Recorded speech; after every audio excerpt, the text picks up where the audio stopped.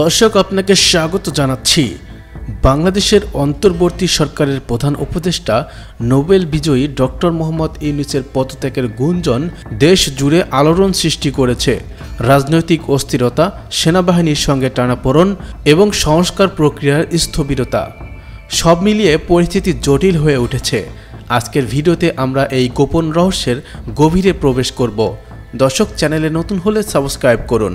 তাহলে চলে যাই মূল প্রতিবেদনে। 2024 সালের আগস্টে ছাত্র জনতার গণ আন্দোলনের পর শেখ হাসিনার সরকার পতনের পর ডক্টর ইউনূস অন্তর্বর্তী সরকারের প্রধান উপদেষ্টা হিসেবে দায়িত্ব গ্রহণ করেন। তার নেতৃত্বে একটি গণতান্ত্রিক রূপান্তরের আশায় দেশবাসী অপেক্ষা করছিল। তবে সময়ের সাথে সাথে সেই আশায় ফাটল ধরতে শুরু করে।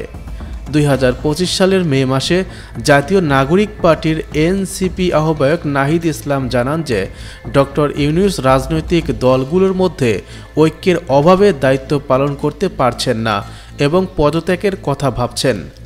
সেনাবাহিনীর সঙ্গে ডক্টর ইউনূসের সম্পর্ক উত্তপ্ত হয়ে উঠেছে। সেনাপ্রধান ওয়াকার উজ্জামানের সঙ্গে মতবিরোধ এবং রাজনৈতিক দলগুলোর চাপ পরিস্থিতিকে আরও জটিল করে তুলেছে।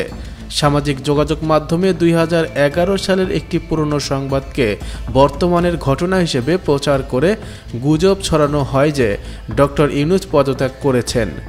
বর্তমানে ডক্টর ইউনূস পদত্যাগ না করার সিদ্ধান্ত নিয়েছেন।